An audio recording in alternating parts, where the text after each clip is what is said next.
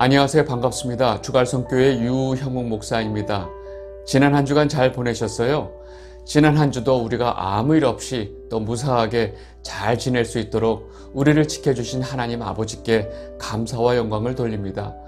멈추지 않는 그 하나님의 인도하심과 보호하심이 우리를 둘러싸고 있기 때문에 지금 이 순간도 우리가 이렇게 하나님 말씀 앞에 있을 수 있다는 사실을 우리는 분명히 알아야 합니다.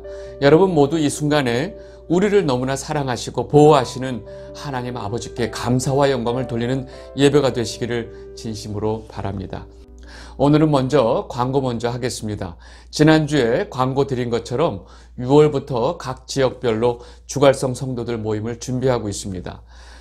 지난 한 주간 동안 많은 분들이 신청을 해 주셨습니다. 그 신청한 지역을 좀 알려드리면요. 서울 강북 지역과 파주, 또 서울 강남 지역과 분당, 그리고 경기도의 화성, 평택 지역, 그 다음에 충청북도 청주와 대전 지역에서 또 신청을 해 주셨고요. 또 강원도 원주와 횡성 지역, 그 다음에 경북과 경남 사이에 있는 대구에서 또 신청을 해 주셨습니다.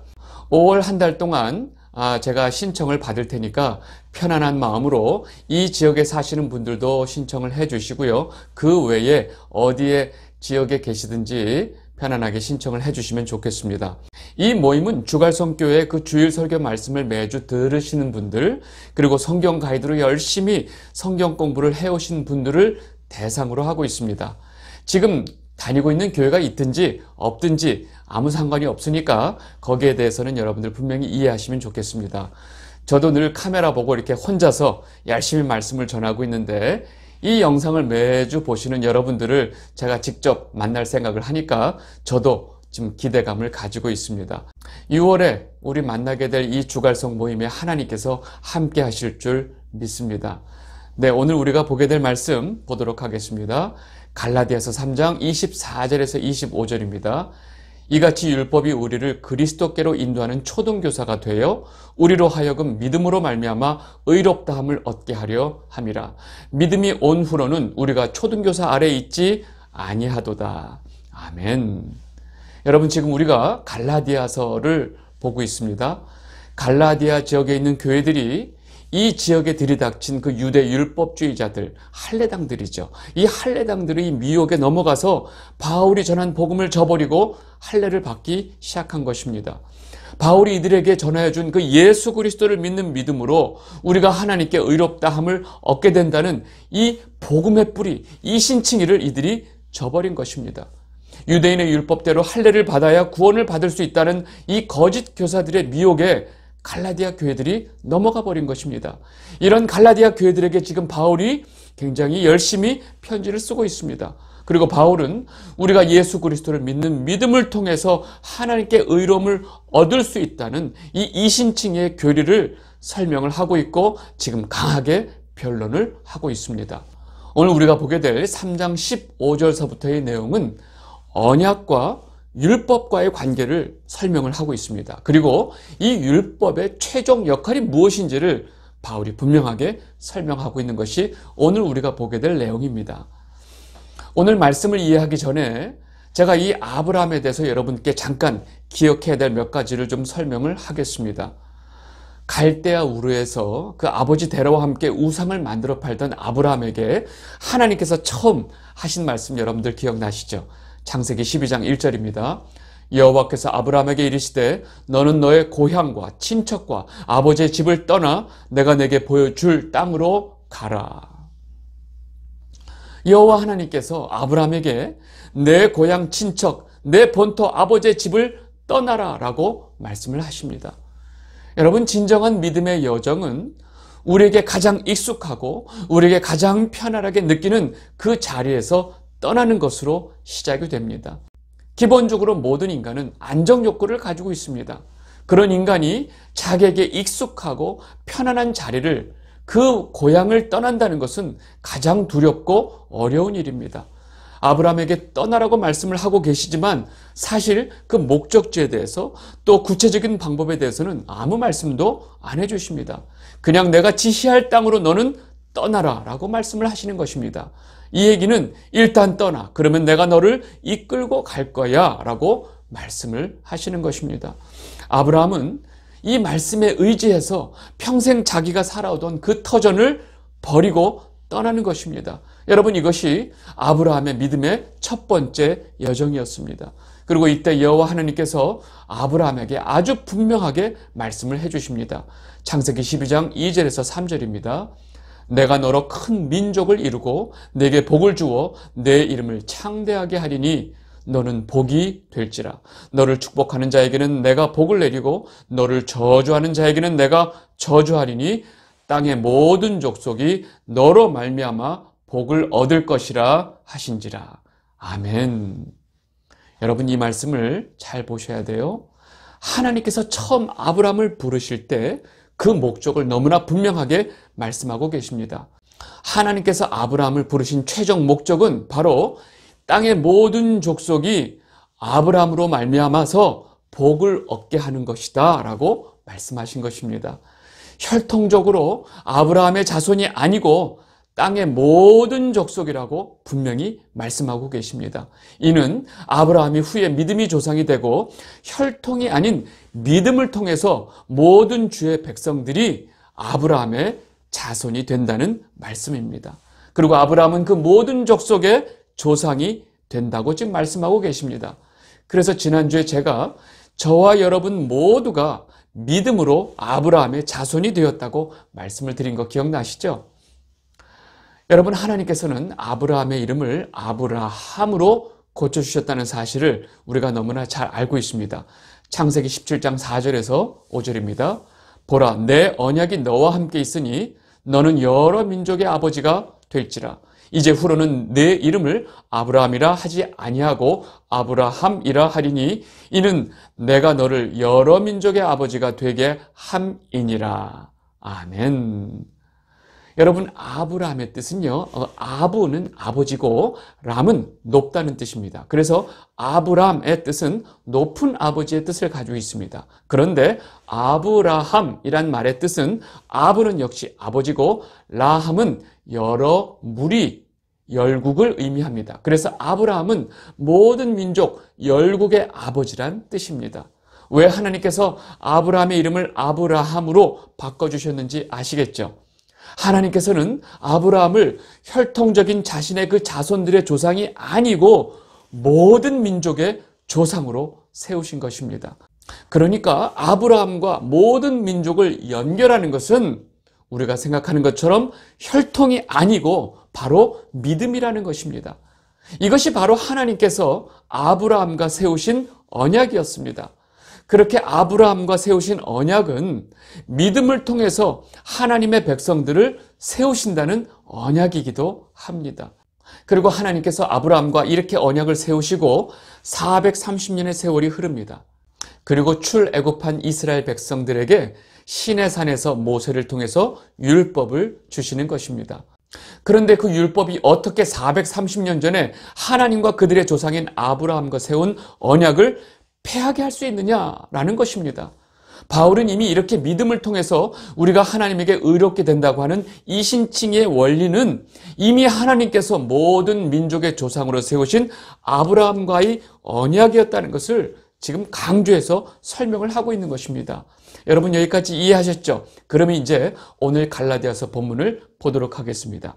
갈라디아서 3장 15절에서 16절입니다. 형제들아, 내가 사람의 예대로 말하노니 사람의 언약이라도 정한 후에는 아무도 패하거나 더하거나 하지 못하느니라. 이 약속들은 아브라함과 그 자손에게 말씀하신 것인데 여럿을 가리켜 그 자손들이라 하지 아니하시고 오직 한 사람을 가리켜 내 자손이라 하셨으니 곧 그리스도라. 아멘. 여러분, 지금 바울이 말하고 있는 초점은 이미 하나님의 언약이 아브라함에게 먼저 세워졌고 그 이후에 430년 후에 율법이 주어졌다는 것입니다. 그래서 율법이 절대로 하나님께서 아브라함과 세운 언약을 폐할 수 없다는 것입니다. 그리고 이어서 바울은 너무나 중요한 이야기를 하고 있습니다. 하나님께서 아브라함과 언약을 하실 때 항상 내 자손이라고 말씀하셨지 내 자손들이라고 말씀하지 않으셨다는 것입니다. 우리가 창세기로 가서 이 내용을 확인을 좀 해보겠습니다. 창세기 12장 7절입니다. 여호와께서 아브라함에게 나타나 이르시되 내가 이 땅을 내 자손에게 주리라 하신지라. 자기에게 나타나신 여호와께 그가 그곳에서 제단을 쌓고. 한 절 더 보겠습니다. 창세기 15장 5절입니다. 그를 이끌고 밖으로 나가 이르시되 하늘을 우러러 뭇별을 셀 수 있나 보라. 또 그에게 이르시되 내 자손이 이와 같으리라. 아멘. 여러분, 지금 우리가 창세기 두 곳의 말씀을 봤지만 다른 여러 곳에서 하나님께서 아브라함에게 이 언약을 말씀하실 때는 계속 내 자손이라고 말씀을 하고 계십니다. 지금 바울은 하나님께서 아브라함에게 언약하신 내 자손, 이 한 명은 바로 예수 그리스도다라고 말을 하고 있는 것입니다. 그렇다면 우리는 여기서 좀 혼동이 생깁니다. 내 자손이 저 하늘의 별과 같이 많을 것이라고 말씀하셨는데 어떻게 그 자손이 한 명을 말할 수 있냐라고 생각이 드는 것입니다. 그렇죠? 여러분, 여기서 우리는 잘 생각해 봐야 됩니다. 처음부터 하나님께서 아브라함에게 계속 내 자손이라고 말씀하신 것은 바로 예수 그리스도 한 분을 말씀하신 것입니다. 그런데 그 자손이 어떻게 별과 같이 많을 것이다 라고 말씀하실 수 있을까요? 그 이유는 바로 예수 그리스도 한 분 안에 예수 그리스도를 믿는 모든 믿음의 자녀들이 포함되어 있다는 것입니다. 결국 아브라함의 그 언약의 자손들은 바로 예수 그리스도를 믿는 모든 믿음의 성도들을 가리켜 내 자손이라고 말씀하신 것입니다. 여러분, 이 부분 이해가 되셨죠? 혹시 이해가 안 되신다면 이 부분을 잘 차분히 이해하시고 넘어가시면 좋겠습니다. 지금 바울이 지금 이 이야기를 하고 있는 것입니다. 갈라디아서 3장 17절 18절입니다. 내가 이것을 말하노니 하나님께서 미리 정하신 언약을 430년 후에 생긴 율법이 폐기하지 못하고 그 약속을 헛되게 하지 못하리라. 만일 그 유업이 율법에서 난 것이면 약속에서 난 것이 아니니라. 그러나 하나님이 약속으로 말미암아 아브라함에게 주신 것이라. 아멘. 지금 바울은 하나님과 아브라함이 430년 전에 이렇게 믿음을 통해서 아브라함의 자손을 세울 것을 분명히 약속을 하셨는데 그 다음에 430년 후에 생긴 율법이 어떻게 그 언약을 폐할 수 있느냐? 없다라고 말씀하고 계신 것입니다. 그렇다면 우리는 여기서 질문이 한 가지 생깁니다. 그렇다면 하나님께서 율법을 왜 만드셨고 왜 이스라엘 백성에게 율법을 주셨을까요? 라는 질문을 하게 되는 것입니다. 이 질문에 대한 바울의 대답은 그 율법은 하나님께서 왜 만드셨냐? 필요하기 때문에 만드셨지. 이 하나님이 아브라함과 맺으신 그 언약을 이루는 과정 중에서 굉장히 중요한 도구의 역할을 하기 위해서 하나님께서 율법을 만드셨다라고 대답을 하고 있는 것입니다. 갈라디아서 3장 19절에서 20절입니다. 그런즉 율법은 무엇이냐? 범법함으로 더하여진 것이라. 천사들을 통하여 한 중보자의 손으로 베푸신 것인데 약속하신 자손이 오시기까지 있을 것이라.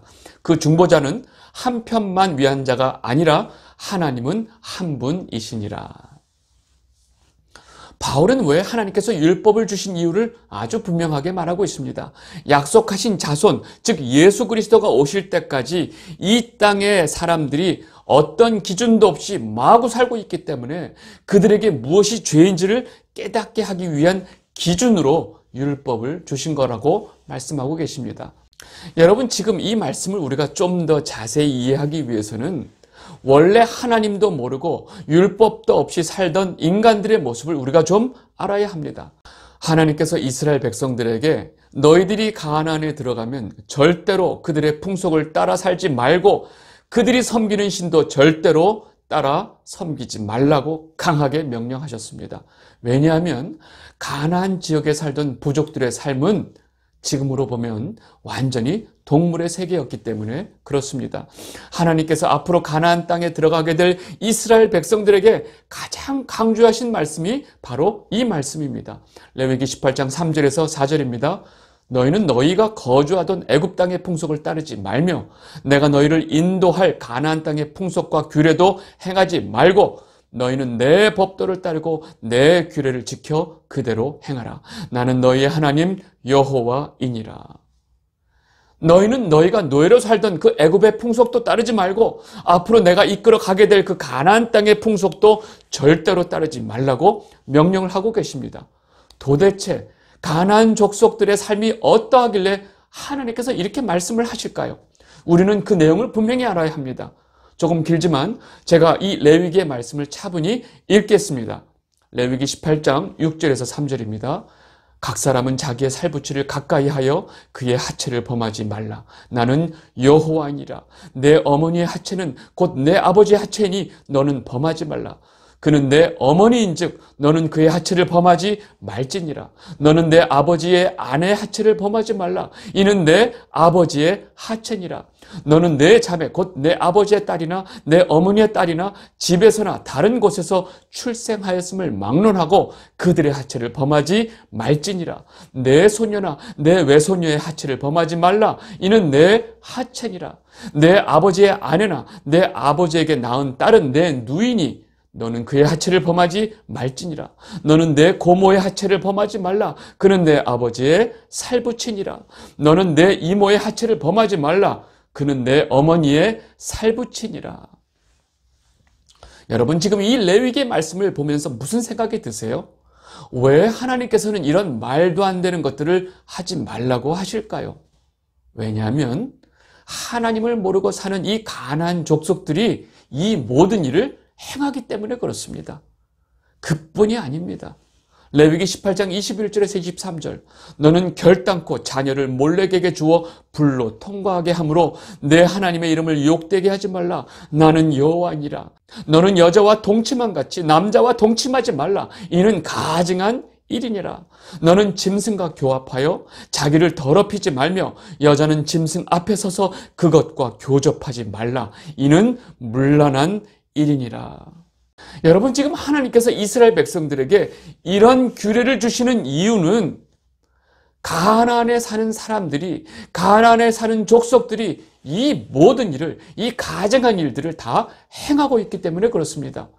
그리고 이 무식한 이스라엘 백성들이 이 가나안 땅에 들어가서 그들이 하는 것을 보고 또 여지없이 그대로 따라할 것이 너무나 뻔하기 때문에 너희들은 이 모든 일들이 하나님 앞에 죄가 되고 하나님 앞에 가증한 일이라는 것을 지금 말씀해주고 계신 것입니다.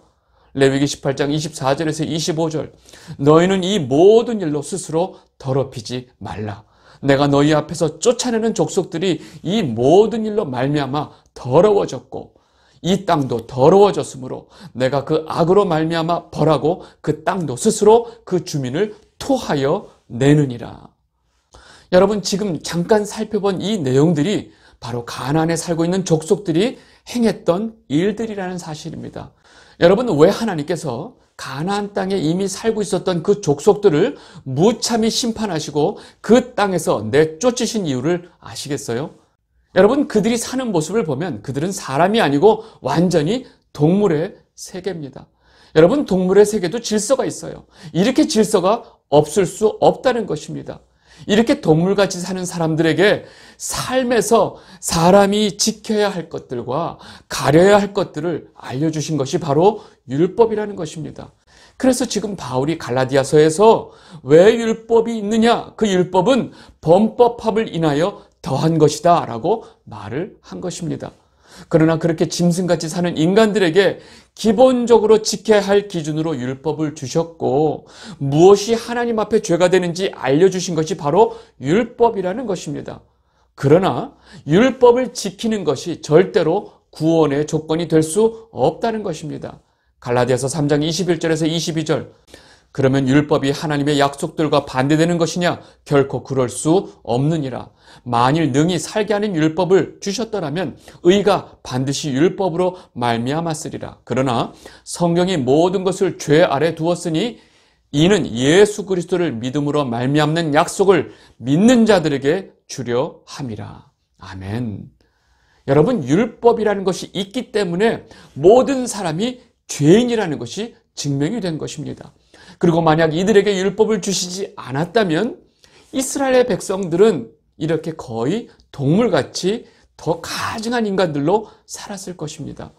그렇게 이들이 조금이라도 하나님 앞에 사람답게 살 수 있는 율법을 주셨음에도 불구하고 이들의 그 죄인의 본능으로 인해서 이들은 끊임없이 하나님이 주신 이 모든 율법을 저버렸던 것입니다.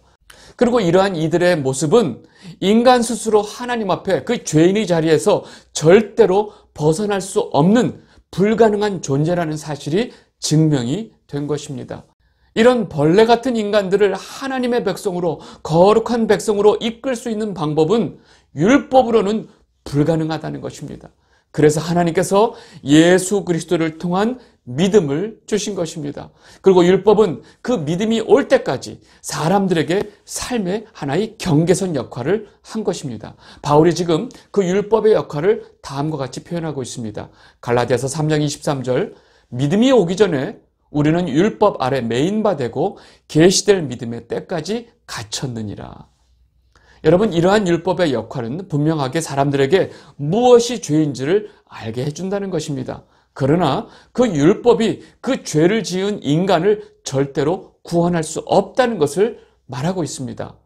여러분, 제가 예를 들어 보겠습니다. 우리가 병원에 가면 CT 촬영을 합니다. 그러면 그 CT 촬영을 통해서 우리 몸에 암세포가 있다는 것을 확인할 수 있습니다. 그런데 그 CT 촬영이 우리 몸의 암세포를 치료할 수는 없다는 것입니다. 율법은 마치 CT 촬영같이 우리 몸 안에 죄가 있다는 것을, 우리 몸에 암세포가 있다는 것을 알려주는 역할까지라는 것입니다.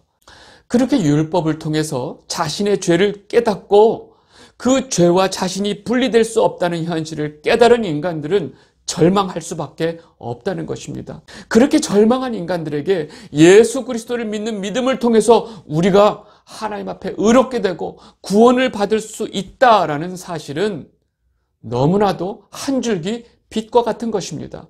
그래서 율법이 우리를 예수 그리스도에게로 인도하는 초등교사의 역할을 한다고 바울이 아주 역설적으로 말을 하고 있는 것입니다.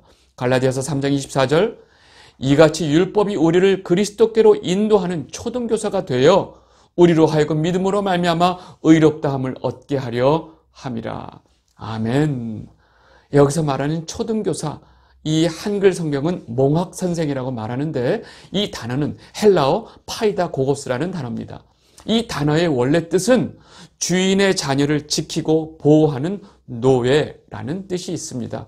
그리고 이 노예는 그 아이를 학교에 안전하게 인도해서 도착시키는 책임이 있었습니다. 여러분, 율법을 왜 이 초등교사에 비유했는지 좀 아시겠죠? 율법을 통해서 우리 안에 이 심각한 죄악들을 알 수 있고 그 죄악을 해결하기 위해서는 우리는 예수 그리스도께로 갈 수밖에 없기 때문에 그렇습니다. 그리고 우리가 마침내 예수 그리스도의 믿는 믿음 안에 있을 때는 우리에게 더 이상 그 초등교사의 역할인 그 율법의 통제 아래 있을 필요가 없다는 것입니다. 갈라디아서 3장 25절입니다. 믿음이 온 후로는 우리가 초등교사 아래 있지 아니하도다. 아멘. 여러분, 제가 지금까지 설명한 내용을 간략히 정리를 좀 해보겠습니다. 지금 우리는 가나안에 살았던 그 가나안 족속같이 살지는 않습니다. 이미 우리가 살고 있는 사회는 사회 규범이 발달되어 있고 윤리와 도덕 그리고 사회 규정법이 있기 때문에 우리가 그렇게 살 수도 없습니다. 그래서 우리는 굳이 유대인들이 말하는 율법이 없어도 그렇게 살지는 않습니다. 그런데 우리가 본능적으로 그들과 똑같은 죄인이라는 사실에는 하나도 변함이 없다는 것입니다. 우리도 역시 예수 그리스도를 믿는 믿음 없이는 절대로 구원받을 수 없는 죄인이라는 것입니다. 그래서 하나님께서는 우리가 하나님 앞에 죄덩어리이고 예수를 믿는 믿음만으로 구원받을 수 있다는 그 사실, 그 하나님의 언약을 깨닫게 하기 위해서 우리 삶 속에서 각자에게 다른 초등교사들을 허락하시는 것입니다. 때로는 우리의 위선적인 도덕성을 완전히 벗겨버리시기도 합니다. 때로는 우리의 믿음을 방해하는 그 교만을 박살내기 위해서 우리가 붙들고 있는 것들을 다 걷어가시기도 합니다. 사회적으로, 경제적으로, 도덕적으로 우리를 완전히 밑바닥으로 끌어내리실 때도 있습니다. 그 모든 것들이 결국 우리를 예수 그리스도의 십자가 앞으로 이끌고 그 앞에서 우리가 애통하는 자로 만드는 초등교사의 역할을 하고 있다는 것입니다. 그렇게까지 하시는 이유는 우리에게 예수 그리스도를 믿고 구원받는 것이 가장 중요하기 때문에 그렇습니다.